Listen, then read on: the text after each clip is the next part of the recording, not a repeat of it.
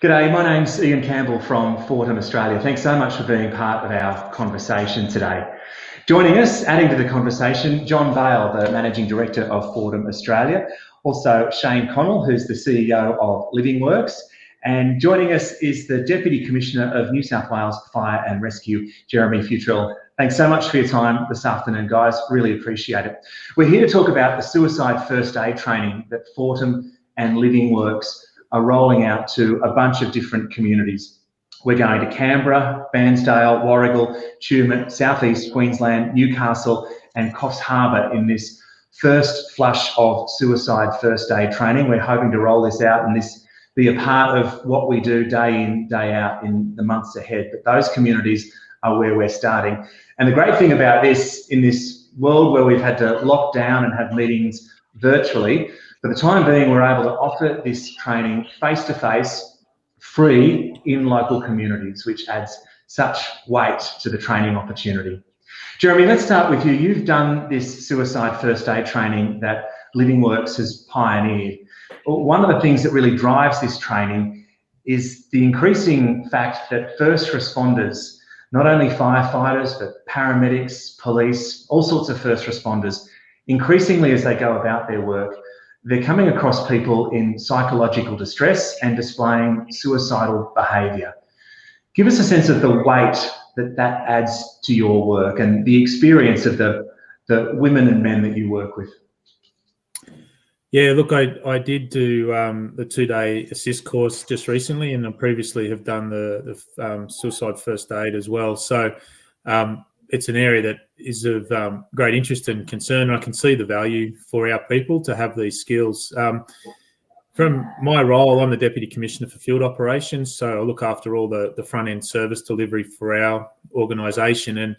And one of the big things that really challenges all first responders is when they're confronted with something that they feel that they haven't been adequately prepared for or not equipped to deal with. And the real value of this partnership with Fortem and LivingWorks is that it upskills our people. It gives them another tool in the toolbox to be able to deploy when they're on the road. And previously, and I look back in the early stages of my career, you know, there were times when we'd be confronted with these type of situations and people in severe distress and needing assistance. And there was a lot of sort of navel gazing and looking around and scratching their feet on the ground and looking down and no one really sort of feeling confident or skilled to be able to step forward and really intervene and provide that type of help that those people needed. Now, you know, of course, we did what we could and we did our best and muddled through, but what we could have provided would be so much richer now with, you know, people going through these types of training courses. And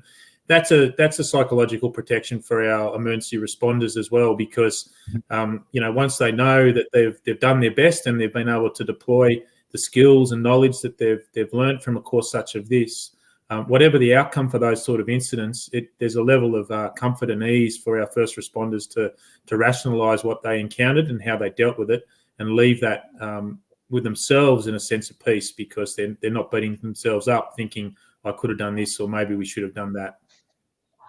Really interesting mix of things for your men and women to negotiate at a scene. You're there to rescue people, to put out fires, but then to throw in someone with psychological distress or displaying suicidal behaviour really adds weight and pressure in that situation, I imagine.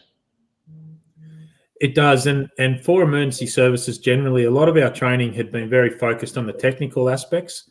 You know, we've been really good at teaching people how to perform CPR if they needed to do that. We've been very good at teaching them how to cut people out of a car crash or how to rescue people from a fire.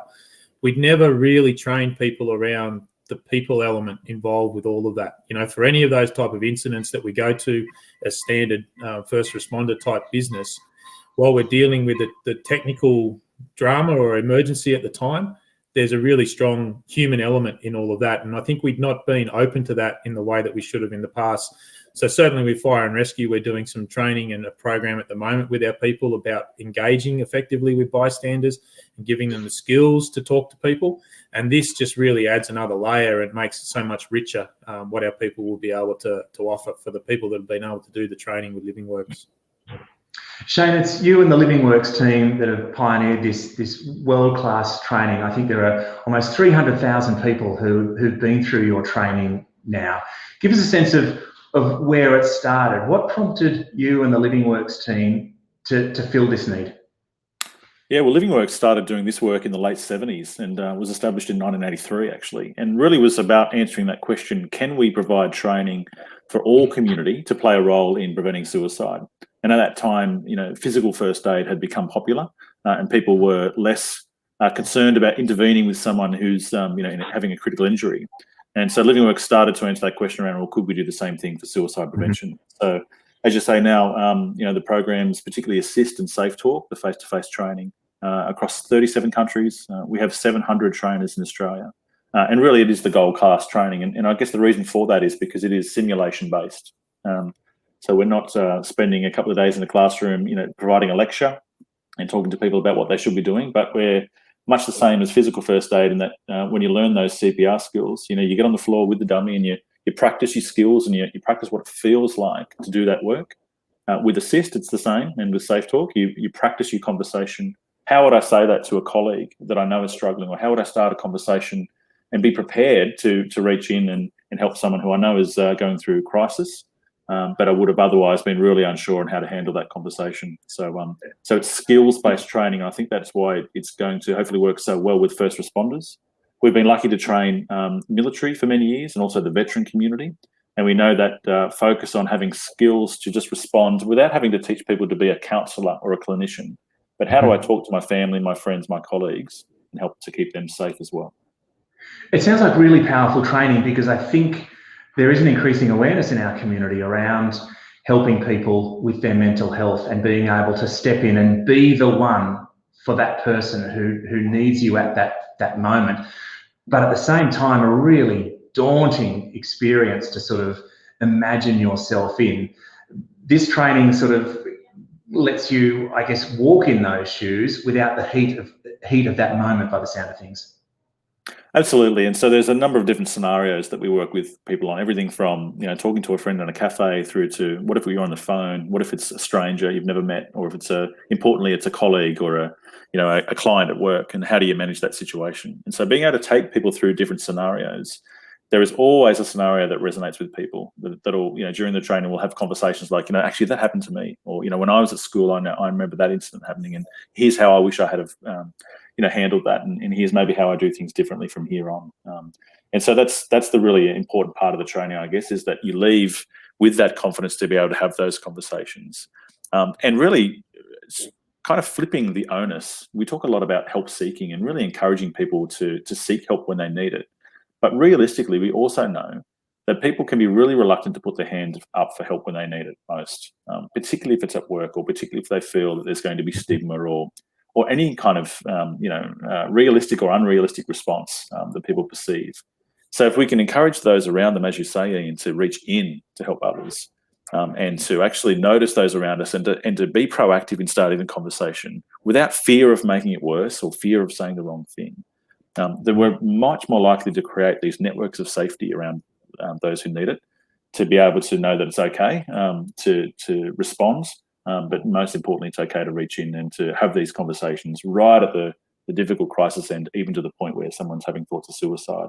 And you can actually make a significant difference to keep people safe. Shayne, I think part of the culture that we're wanting to change is I guess that ability to talk about suicide. People are often reluctant to talk about suicide, and there are fears that I guess we have around talking about suicide and perhaps perpetuating suicide within communities. What do you say to people who perhaps have those fears of talking about suicide openly and addressing it openly?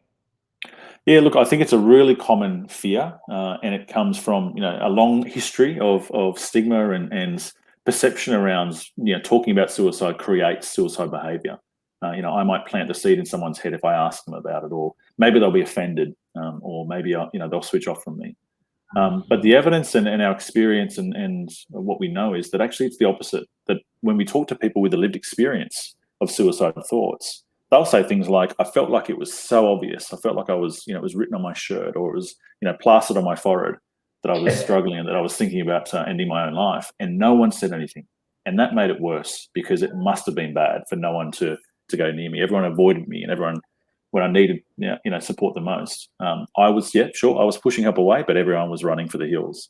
And so I think it's a reasonable fear to have, for people to think, well, how do I start that conversation? If it's a colleague, or if it's a son or a daughter of mine, or if it's someone close to me, how do I do that in a way that's not going to make matters worse?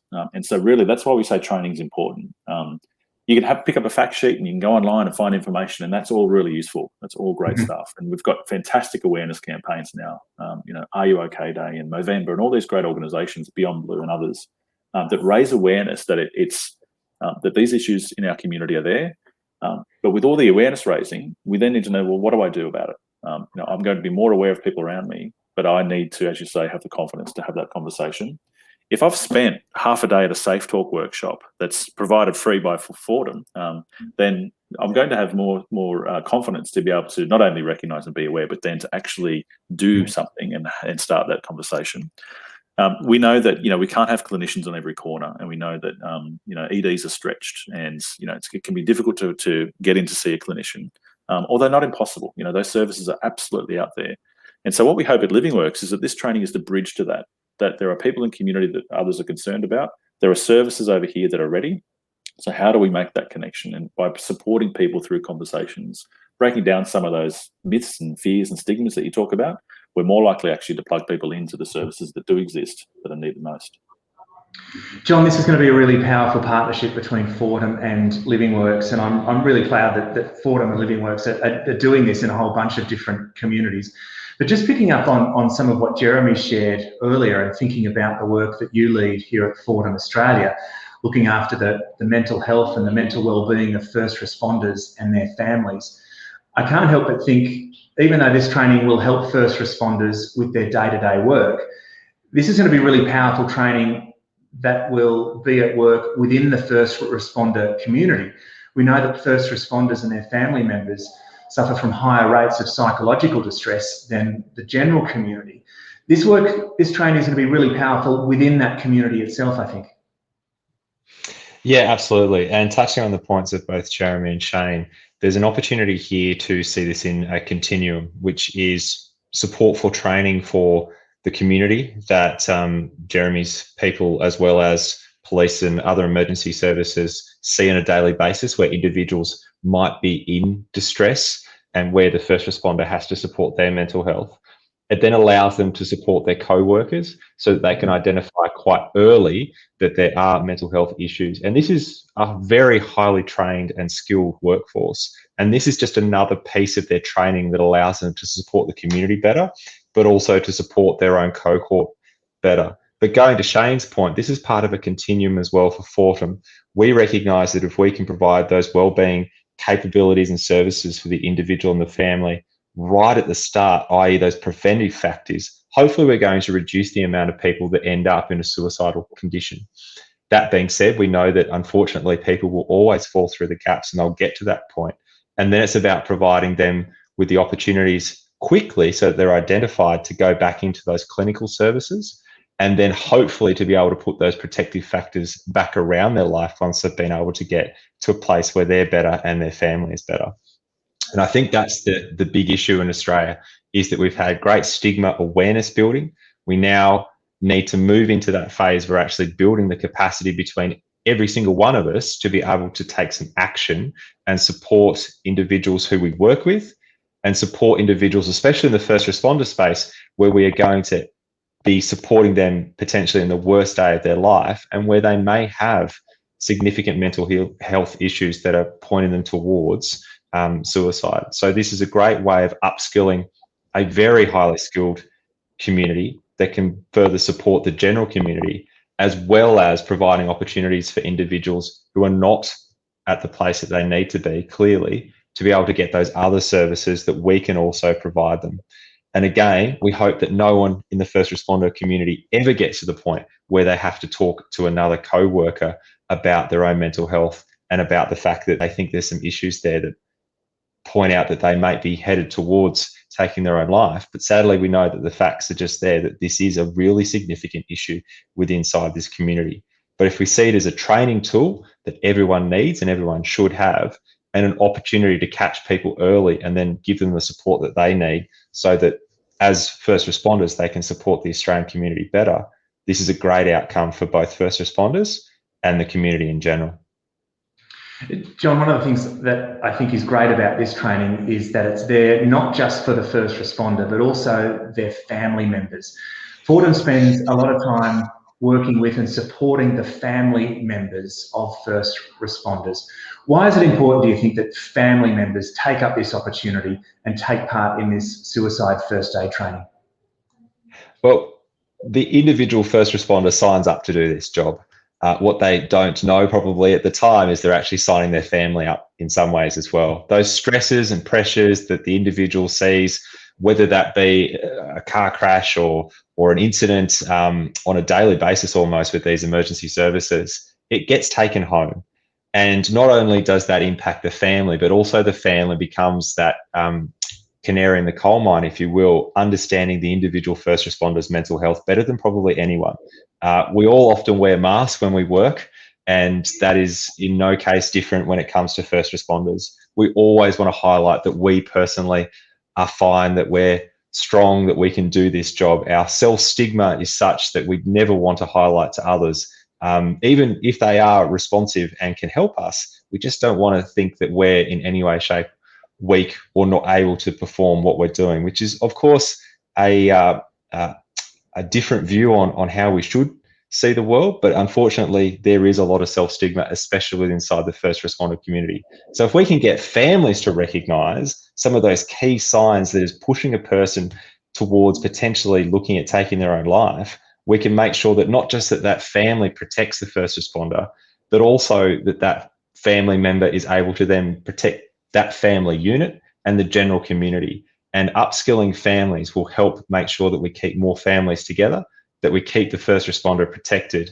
and also that we can support the families themselves, because there can be significant rates of suicide as well with inside family members of those who do see a lot of trauma, because there is sometimes vicarious trauma. So families are an absolutely critical element in supporting our first responders, and we hope that so many of them take up this opportunity to see those signs and symptoms, and not just inside the first responder community, but again, they are going to be out in the general community supporting people, and they might see others who are showing suicidal tendencies and again can support them. This is about getting this skill set so that, to be frank, every person learns CPR, everyone should be learning this as well. Jeremy, I hope you don't mind me asking, and Shayne, I'll ask you a similar question. John points to the importance of family there. John and I are in the Canberra bubble when it comes to COVID-19 at the moment. We're not living with the restrictions that you guys are living with. How are you and your family travelling with the current lockdown in Sydney, Jeremy, and indeed your workmates? Yeah, so you're liable to hear something that sounds like a herd of elephants running over the top of me here as the kids are upstairs shuffling between their studies and then playing outside. So look, yeah, it is a challenge. It's an extra layer of stress. I mean, people are busy and near capacity a lot of the time, just dealing with all the normal day-to-day stuff. And now we've all got kids at home and homeschooling and that sort of thing. So we're going okay, but we're making a really conscious effort that we're getting out each afternoon and doing an outdoor activity together as many of the family can drag along with us. And just that chance to really change the scene, get out, do our exercise, but also get all the benefits that fresh air and activity provides in a physical and mental space. And then with work, yeah, we're keeping a close eye on people, just, making sure there's regular check-ins. It's easy for people to sort of feel a bit disconnected, so a lot of extra deliberate activity to make contacts between teams and within teams, and the managers and the teammates as well. So as much as possible. And last year when we had the lockdown, we saw a lot of really innovative approaches, particularly at work, in ways that supervisors, without being able to physically visit the stations, but still being able to have regular check-ins. And in some places, people are actually saying, the communication and the connection was stronger than they'd ever normally experienced. So hopefully we can keep that going and keep people feeling as well supported as possible. Definitely some learnings and some strengths we can take from this community. Shayne, how are you going? You've been good enough to let us into your home today, and I can see some homeschooling happening in the background, or is it a Disney movie, I wonder? How are you guys going at your place? Look, the definition of homeschooling here is very loose, let me tell you. I think Minecraft probably fits the bill at the moment, so we'll see how we go. Remember this from last year. I've got 3 primary school age daughters, so it's always fun. But look, I think it adds pressure, doesn't it, to already pressured lives. And my sense is that with this lockdown, as opposed to the previous one, we kind of know what we're in for, but also I think there's a level of frustration that's coming across, from folks about, well, we're back here again. But I agree with what Jeremy said too, actually, is that I know in our work, we seem to work a bit harder in these times to connect and to communicate with each other. So I certainly feel more connected to my colleagues than I have for some time. So that's a good thing. But yeah, certainly looking forward to our way out. And I guess from a work point of view, what we find really interestingly is obviously face-to-face training stops in Sydney. So we've had a lot of assist workshops, postponed over the last few weeks. But then we have the online training, the LivingWorks start, picked up really heavily. So it's really good to be able to have the different options for people. Not everyone wants to do 2 days of training or can do 2 days of training. Or even a half day, but people can jump on and do the 90-minute LivingWorks start through this partnership as well, which is really good. And I have to say, I want to give a huge acknowledgement to Jeremy and his team. Jeremy came along and did the 2-day assist, as you mentioned, and it's a big call for people to do that work and to come out and give that time. But it certainly sent, I think, a really clear message to the team at Fire and Rescue New South Wales, that leadership takes this seriously and this is important. And we could see, through the way that's been rolled out across their organisation, just the buy-in and the motivation for people to learn these skills. So well done there, and thank you. Fellas, really appreciate your time today. The suicide first aid training is being rolled out during August and early September through Canberra, Bairnsdale, Warragul, Tumut, South East Queensland, Newcastle, Coffs Harbour, and hopefully more stops to come as this partnership grows and develops. I'll include a link to all the registrations and all the information you need to take part with this video. John, Jeremy, Shayne, thank you so much. Take care. Cheers. Thank you. Thanks, Ian. See you later. Yeah.